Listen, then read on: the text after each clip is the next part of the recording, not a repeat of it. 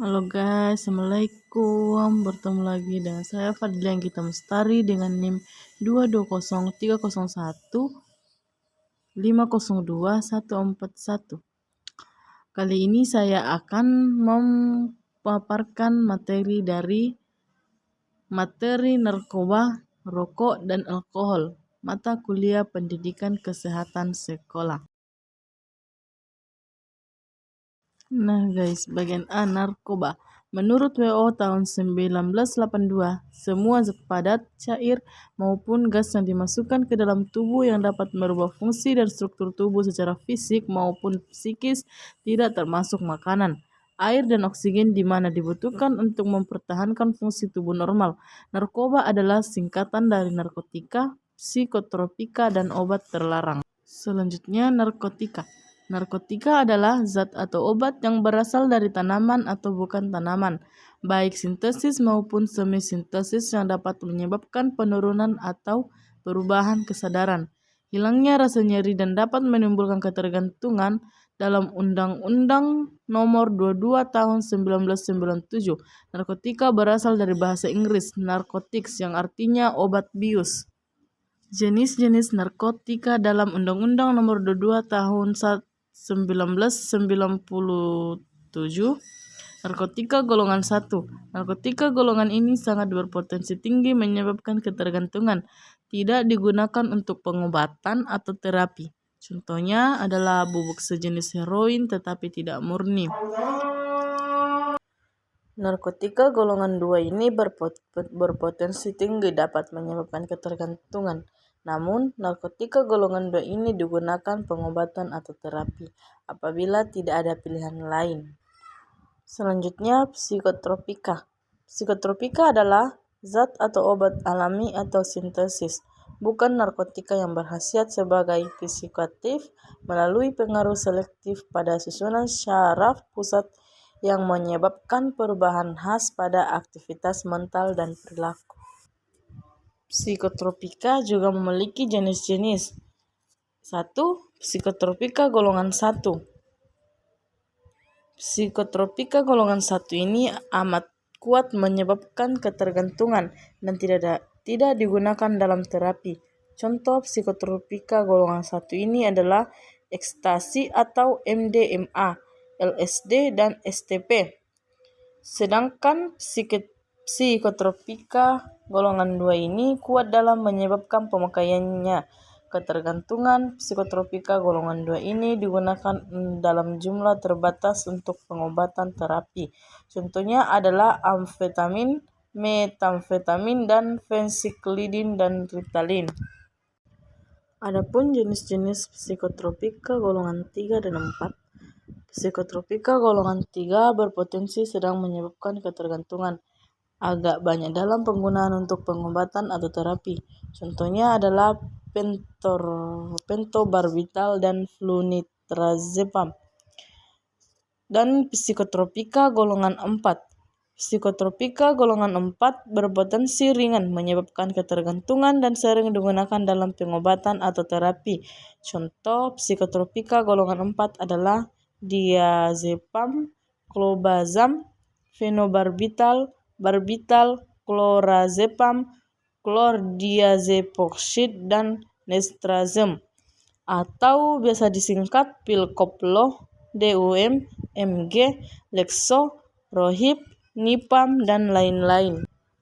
Obat terlarang. Zat adiktif adalah bahan lain bukan narkotika atau psikotropika yang penggunaannya dapat menimbulkan ketergantungan, baik psikologis atau fisik. Contohnya alkohol, rokok, dan kafein.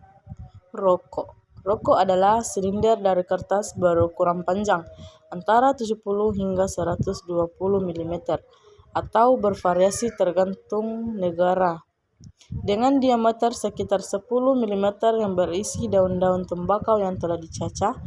Rokok dibakar pada salah satu ujungnya dan biarkan membara agar asapnya dapat dihirup lewat mulut pada ujung lainnya. Rokok biasanya dijual dalam bungkusan berbentuk kotak atau kemasan kertas yang dapat dimasukkan dengan mudah ke dalam kantong. Nah, zat-zat yang terkandung dalam rokok. Di dalam rokok banyak sekali zat-zat yang sangat berbahaya bagi kesehatan tubuh. Rokok yang sedang terbakar menghasilkan lebih dari 4.000 zat kimia. Di antaranya yang bersifat toksik dan sekitar 40 zat kimia menyebabkan kanker. Zat-zat yang berbahaya: astrolain, karbon monoksida, nikotin, amonia, hidrogen cyanide, asetol, piridin, metil klorid, metanol, tar, dan lain-lain. Nah, bahaya yang ditimbulkan dari merokok adalah tentang bahaya rokok pada umumnya sudah banyak yang tahu, apalagi bagi orang yang tiap hari menghisap rokok. Tetapi anehnya meski pada bungkusan atau kemasan rokok sudah tercantum tulisan tentang bahaya rokok yang sangat menakutkan, tetap saja banyak orang yang merokok. Rokok dapat menyebabkan kanker parut, kanker usus, kanker rahim, kanker mulut, kanker esofagus, kanker pankreas, kanker payudara, dan lain-lain. Tentang bahaya rokok pada umumnya sudah banyak yang tahu, apalagi bagi orang yang tiap hari menghisap rokok. Bagian C. Alkohol. Alkohol merupakan jenis minuman yang mengandung unsur kimia etil alkohol atau etanol. Etanol berbentuk cairan jernih, tidak berwarna dan rasanya pahit.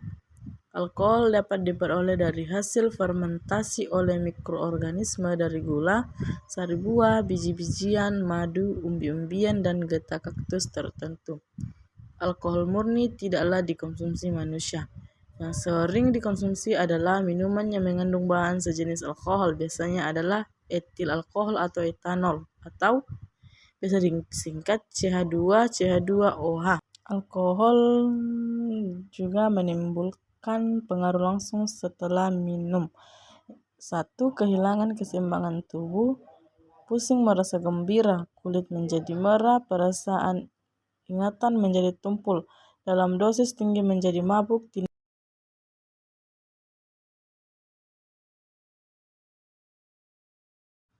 Faktor-faktor yang mempengaruhi kecanduan alkohol. Umur. Seseorang yang berusia belasan tahun merupakan faktor utama yang mempengaruhi seseorang untuk menjadi pecandu. Karena umur yang demikian memiliki potensi psikologis yang belum stabil, mereka cenderung untuk mencoba-coba. 2. Lingkungan sekitar. Lingkungan masyarakat mempengaruhi seseorang meminum alkohol. Sebagai contoh, seseorang berteman dengan yang mempunyai kebiasaan meminum alkohol, maka lama-kelamaan ia akan ikut dengan temannya. 3. Genetik. Penelitian mengungkapkan bahwa genetik atau keturunan menjadi salah satu faktor utama bagi seseorang untuk menjadi pecandu alkohol. 4. Kepribadian. Seseorang yang bersifat menurunkan kata hati, suka menghayal, dan suka berfoya-foya akan menjadi faktor risiko bagi pecandu alkohol. Hal ini tidak menjanjikan. Beberapa tanda-tanda seseorang menjadi pecandu alkohol, di antaranya meminum untuk menghilangkan rasa marah, frustasi, dan rasa kecewa. 2. Untuk mempengaruhi teman, kebiasaan pribadi perlu diperhatikan. 3. Mempertahankan komunikasi pecandu alkohol. 4. Merasa depresi dan meminum karena ingin buruk. Sekian pemaparan materi dari saya. Assalamualaikum warahmatullahi wabarakatuh.